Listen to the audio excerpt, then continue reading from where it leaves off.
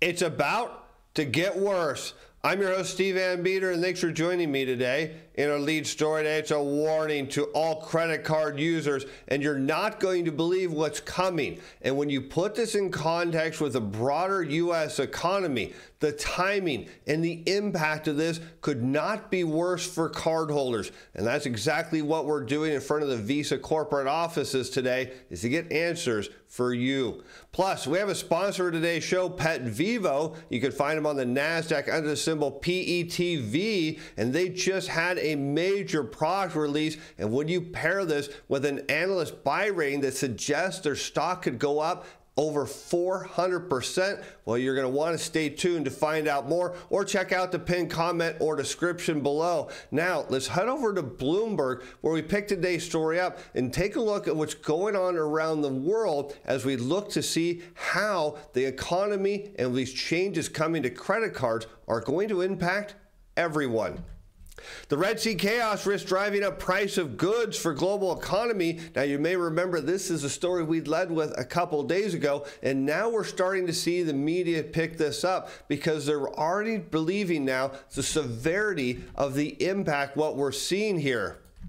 The rerouting will mean higher shipping costs and longer delivery times. The Red Sea is one of the world's most important shipping lanes, carrying about 14% of global maritime trade. And this is a danger right now because higher shipping costs and longer delivery times mean ultimately higher consumer prices, or at least the potential for it. And as we see now that around the world, political elites, these central bankers are starting to actually believe then perhaps inflation is coming down. This will only add to their narrative for higher for longer. Of course, that is one of the biggest problems credit card holders are going to be facing.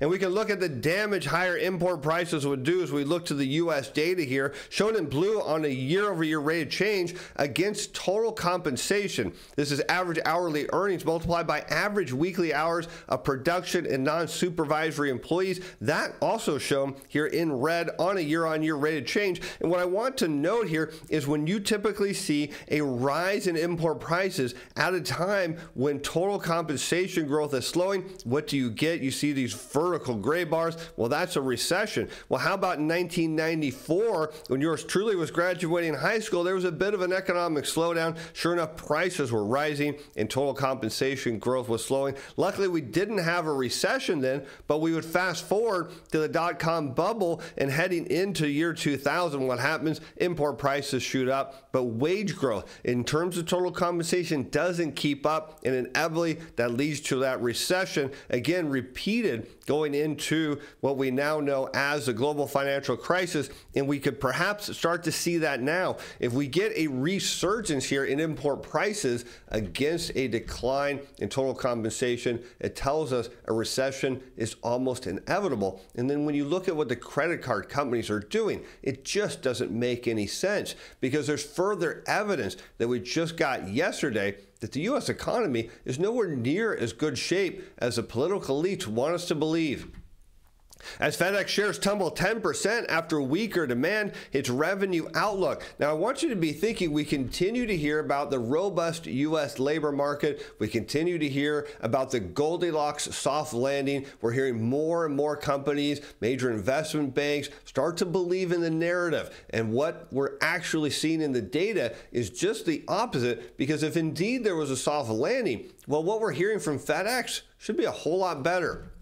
In the remainder of fiscal year 2024, we expect revenue will continue to be pressured by volatile macroeconomic conditions. Notably, they're not saying that we believe things are going to turn around, and this would negatively affect our customer demand for our services across our transportation companies. The company, however, said that operating income would improve thanks to its cost-cutting plan. Of course, we know that if things continue to get worse, what cost-cutting ends up meaning is cutting headcount. And why does FedEx matter? Well, we're at a time when we're seeing the NASDAQ break to all new highs. We're seeing the S&P push towards all new highs. And yet FedEx is a wonderful leading indicator of what we continue to point out is this euphoria for buying stocks at the top, well, is completely misguided by investors. As we look at this chart, you see FedEx in the green and red bars, notably gapped down today on that news from last night. You see in purple the S&P 500 continuing to head higher as a magnificent 7 drive both the NASDAQ and the S&P higher, and notably FedEx says, as you can see, this beautiful relationship where FedEx goes, well, the economy follows, making FedEx an excellent proxy for what is to come. And again, at a time when investors continue to chase equity prices higher, and as some of you noted in the comments, look, this happens every time, and they're going to see the rug get pulled out from under them. That's the case we continue to make. And yet consumer confidence rose, no surprise, due to its link to equity prices in November, but notably family financial conditions worsened. So what you're seeing here is optimism as people look to the equity market and saying the stock market leads the economy. Well, that isn't always the case. There are times like now where the economy leads the equity market to the downside, and this is just a matter of euphoria at the top, because when you start hearing things like family financial conditions worsen, it doesn't bode well for the notion that we're going to see a soft landing, because if we're seeing family financial conditions improve, it might actually give us the indication that the stock market is indeed headed in the right direction. As U.S. consumer confidence rebounded strongly in November, according to the latest survey from the Conference Board, beating expectations. Only consumer confidence up, present situation, how people feel today up in November, and expectations for the future up, meaning everything across the board got better. And one thing that we think is headed higher is our sponsor for today's show, the stock for pet Vivo. Here, look at this analyst. We see put a price target of $5 based on the current price. This would represent more than a 450% gain for the stock. This is something we'll show you later why you might want to add this to your portfolio. Again, you can check them out on the NASDAQ under the symbol PETV. Well, let's go back to the Conference Board here, as December's increase in consumer confidence reflected more positive ratings of current business conditions. Now, normally, what did we talk about yesterday? That small businesses, about 41% of them can't even make their rent payments, and yet now we're seeing in the survey data that they're confident. Well, they've been getting in worse shape, so something here is not adding up. And as well as job availability and less pessimistic views of business, labor market, and personal income prospects over the next 6 months. So consumers looking optimistic here as the stock market is giving them a false sense of hope. But here's the leading indicator. The gains were largest among households aged 35 to 54 and households with income levels of $125,000 or more. Those are the people who likely own equities. So you can see this was literally a report driven by higher stock prices. And here we can see the top issues affecting consumers remains rising prices, while politics, interest rates, and global conflicts all saw downticks as top concerns. Meanwhile, 12-month inflation expectations, of course we know this is why interest rates continued to see downward pressure, continued to recede, and now stands at 5.6%. Normally, inflation expectations from a consumer's perspective, as we know, is usually wrong. Gas prices are a wonderful leading indicator we've seen in the past, and even recently, where consumers were thinking inflation was going higher, as many of you said, but the data continues to show that inflation across the world is cooling down. And something else is getting worse as labor market indicators are trending down, which kind of bucks the notion that consumers are confident here. They must be seeing something. Well, if they are, it's higher equity prices. This is now the weakest since April 2021 and not putting a good sign for what's coming for U.S. labor. Now, as we get in towards our lead story, the 62% of Americans are living paycheck to paycheck as holiday spending and credit card debt rises. So as we look to, we think that the credit card companies would want to ease some of the pain people are feeling, because we know that inflation has been just devastating to American households. We saw that in the Conference Board report. We're seeing now 62% are living paycheck to paycheck, which is absolutely ridiculous.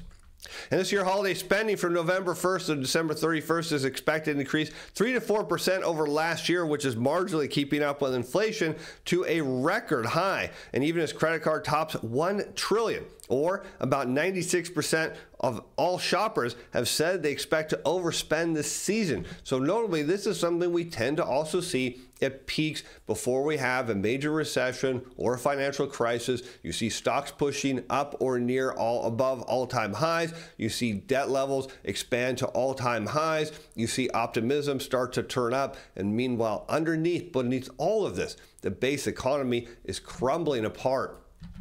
And half of all consumers plan to take on more debt to cover those holiday expenses, according to a report by Ally Bank. Only 23% have a plan to pay it off within 1 or 2 months. Again, when we talk about this buy now, pay later of stuff going on that's going to carry into next year, we look at what these changes that are coming to the credit cards. This is going to impact people that are not able to pay it off going into next year. So you really think about what's happening is we're pulling forward demand into the holiday season, leaving almost a vacuum coming for the first quarter of next year. And some 74% of Americans say they're stressed about finances. Well, they should be. Total compensation growth is slowing and inflation still remains elevated.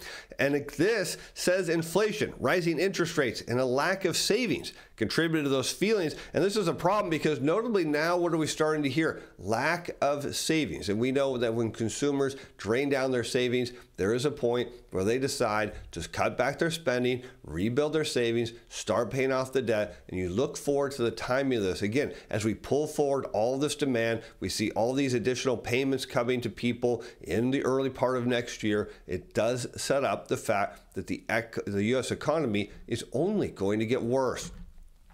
Meanwhile, the CNBC survey found that 61% of Americans are living paycheck to paycheck. Notably, here's the key part, up 58% from March. So the trend here, obviously higher and not in a good way. But something that is going to be really good for many of these Americans when they're stressed out is they're going to need and look toward their pets for a little bit of happiness. And that's where Pet Vivo comes in. Again, you can find them on the NASDAQ under the symbol PETV. Now, remember that analyst had a call over a 450% move in the stock. We're going to show you that first leg here a little bit later in the show. And this company is advancing animal health through innovation. And what's really big is they just announced national distribution of Spring to more than 600 veterinary clinics in 49 states. And what is fantastic about this product is which you can check out, there's links in the description below, is that it deals with osteoarthritis for pets up to animals all the way as big as horses. And we know that people will spend big, even in the worst of economic times, to keep their pets healthy. And that's what's setting Pet Vivo up for a big move. But meanwhile, as we continue to look forward now into our lead story, credit card issuers aren't done raising rates, despite the Fed pause. Now, this is a big problem because what we know is if the banks continue to raise the interest rates on the credit card, we know that all these consumers, they're captive, they're stuck, they can't do anything. They can't move the money around too much. They can go to another bank, but they're still going to get charged a premium rate. The problem here is as consumers look to cut spending, try to pay down their debt, rebuild their savings, what's going to happen is these minimum payments that they're making are going to go up, pulling more discretionary funds away from the broad economy. Though inflation has probably peaked, delinquencies are rising, as we've noted on the show recently, and so are debts. Things are unpredictable, and that's when the case banks tend to protect themselves by either maintaining rates at really high rates or taking them up a little higher. This from the chief credit analyst at LendingTree. So this would be a dangerous move for consumers because if we think about the fact that rates would go higher, their minimum payments go up. But why would the banks do this? Because again, they know consumers have no choice. They're not going anywhere. They can move it to another bank, no big deal. That means some customer from another bank will switch over to them. There's nowhere they can go. They can't pull out equity or any other money from anywhere else. So the banks have consumers right where they want them. And we can look here, we see commercial bank interest rate on credit card plans in blue, and notably against the federal funds rate. And we can see credit card minimum payment rates, our interest rates are relatively very high compared to the federal funds rate, meaning what consumers desperately need at this point is the Fed to cut rates to hopefully bring some of those minimum payment values down a little bit. Of course, we know that they made this case before, and I'll continue to make it. The Fed's been at zero once. Been at zero twice. If you don't think they're going to be at zero a third time, well, you're right. They're probably going negative. The truth is we're still in a time where banks are tightening their lending standards, as we've been making the case for many, many months, and making it harder to get a credit card and other type of loans. Again, this makes consumers with credit debt captive to their bank, telling them they have nowhere else to go other than to pay. And so when there's a time of lot of uncertainty, rising delinquencies, and debts are rising, a bunch of other economic factors, it shouldn't be a surprise that card issuers err on the side of slightly higher rates rather than moving down, because there's no incentive for them to lower rates at all. In fact, they may need to raise them to offset some of the delinquencies that are coming. As we look at the delinquency rate of credit card loans on blue against the net percentage of banks tightening standards for credit card loans on the right, what we can see here, as that red line shoots higher, that means banks on net are tightening. What happens with that as follows: delinquency rates go up, because what we know is that many consumers are on the financial edge. We just saw 62% of them are living paycheck to paycheck. So what happens when banks start to tighten lending standards on credit cards, that means they stop raising the limit. And when people get near that limit and have nowhere else to go, well, they end up in delinquencies. And of course, that makes the case easy for the banks to say, well, we had to raise rates to everyone else to offset these delinquencies that we created because we tightened lending standards. Because what happened? Well, it's right. Those political elites inverted those money and yield curves, putting us in a position to not lend more. And again, this all sets up the next financial crisis that we know is inevitably coming. As banks remain cautious and keep credit card interest rates elevated, the best thing to do is start making moves to reduce your debt. Of course, if that were to happen right now, what that means going into the first quarter and parts of next year, it would be a drag on discretionary spending, lead to more layoffs. But again, we talk about what people will do, what they will spend money on, and that's their pets.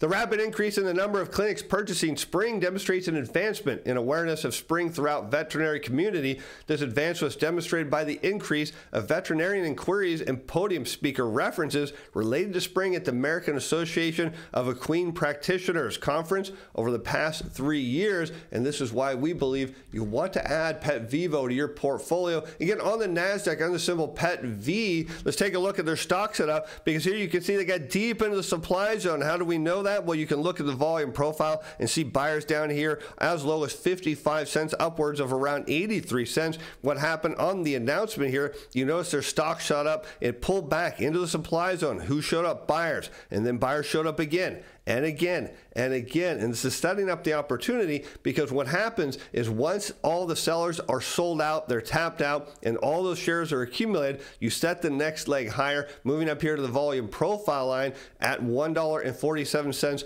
would be the initial move of an 83% move in the stock, on its way to what the analyst said could be an over 450% move. That would be just an impressive addition to your portfolio. Now let's take a look around the world again as UK inflation slows more than forecast, fueling rate cut bets, as we've just been hearing from central bankers around the world that they're not ready to cut rates, that they still believe inflation is going to come and rear its ugly head. But the data continues to suggest it's not. As consumer prices rose 3.9% from a year earlier, down from 4.6% in October. The slowdown was much sharper than 4.3% economists had expected. In fact, none had predicted prices rising by less than 4.2%, suggesting that economists don't even understand how the global money system indeed works. The startling fall in inflation will further reassure people and businesses that there's light at the end of the tunnel in the struggle against eye-watering price rises. These inflation numbers suggest that the Bank of England is too pessimistic in its rhetoric over when interest rates could start falling. And this could be why, or one of the reasons why, we started to hear from the Fed at their last meeting that they're starting to talk about rate cuts. It makes perfect sense. And I'll show you here in a chart in a moment, because what they're seeing is this resurgence in inflation is just further disinflation, which is outright suggesting that they over-tighten. Well, the problem is they just didn't over-tighten. They inverted all the curves, and they don't even understand it. And what this is translating to is a Bank of England rate cut odds are soaring. This, again, putting downward pressure on global interest rates. But the key thing here is services inflation. So we talk about inflation as a proxy of supply and demand, declined at 6.3% year over year in November, both below consensus expectations and the Bank of England's projections, suggesting that, as we've made the case all along, that a slowdown in the economy will eventually hit the services sector, which is what every political elite has been banking on driving the economy eventually in the near-term future. As we pull demand forward from the early part of next year, it's just going to lead to more layoffs. In fact, less inflation. As we here look to the U.S. data, we have the consumer price index in blue, shown on a year-over-year rate change against the federal funds rate. Remember, we've been at zero once, twice, three times. It's a coming. And the simple reason why we're seeing a change in these political elites' view is because inflation that popped up gave them reason to believe that indeed they were right, and then it turned over and headed lower as we suggested. Because, of course, again, when banks tighten lending standards, you get a constriction of credit. You don't get a whole lot of new money, but what we do know again is people will continue to spend on their pets. And again, before you purchase any stock, as we suggest on every show, you're under no obligation. Do your own research before placing any trades, but check out again Pet Vivo on the NASDAQ under symbol PETV. And again, as always, I'm Steve Van Metre. Thanks for watching. Thanks for being fans. Bye now.